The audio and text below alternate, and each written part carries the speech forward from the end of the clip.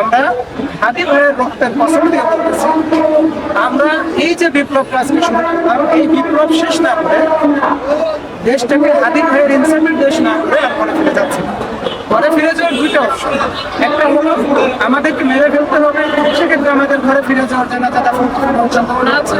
আর দ্বিতীয় অপশন হলো হাদি ভাইয়ের ইনসাফের না হওয়া পর্যন্ত আমরা এই বিপ্লবকে দেখতে ফিরে যাব। আমরা আসলে যেভাবে দেখলাম যে হাদি ভাইয়ের খাতরকে গ্রেপ্তার করতে যেভাবে বিলম্ব করা হলো এবং পরবর্তীতে শুনলাম যে তারা নাকি সীমানা পার হয়ে চলে গেছে।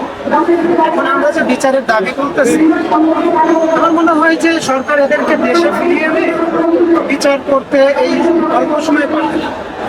আমার চাওয়া থাকবে যে আপনারা যদি ফ্যাসিস্টের ফসলদের রয়্যাল এজেন্টদের বিচারটা কার্যক্রমটা শুরু করে আমাদের দেখাতে পারেন, সেক্ষেত্রে সুবিধা হয়। সেক্ষেত্রে আমি সরকারকে অনুরোধ করবো, আমরা ফাহাদ ভাইয়ের খুনি যারা আছে তাদের ফাঁসির রায়ের কিন্তু আদেশ হয়ে আছে, ওসি প্রদীপের ফাঁসির রায়ের আদেশ হয়ে আছে।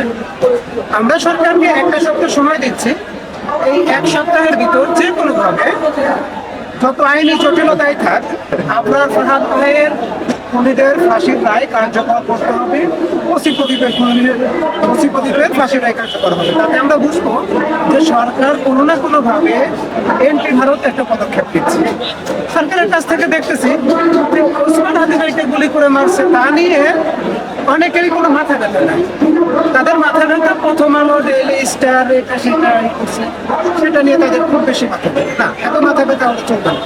আপনাকে দেখতে হবে সারা দেশের মানুষের পাঁচটাই আজকে যাদেরকেই দেখতেছিল এরা ওসমান হাদিকে ভালোবেসে। আজকে যে ইতিহাসটা রচনা হলো, আমার মনে হয় রাজনীতির দৃশ্যপটটা আগামীকাল থেকে বদলাতে শুরু করবে। আমার মনে হচ্ছে আমরা সরকারের কাছে আপনাদের মাধ্যমে শুধু একটু আবেদন জানিয়ে রাখলাম, ওসমান হাদি ভাইয়ের খুনিদেরকে দেশে ফিরিয়ে নেন অথবা দেশে থাকলে গ্রেপ্তার করার ব্যবস্থা করবেন।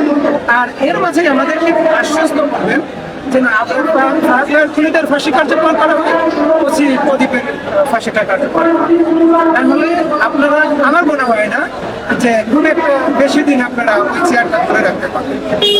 স্বরাষ্ট্র উপদেষ্টা, আমাদের আইন উপদেষ্টা, এরা তো আসলে 24 পরবর্তী সময় আমাদের সাথে বেমানি করেছে, শতভাগ বেমানি করেছে। এরকম বেইমানি আপনার 24 পরবর্তীতে উঠে আসা অনেকেই করেছে, যাদেরকে আমরা বিপ্লবী হিসেবে চিনতাম।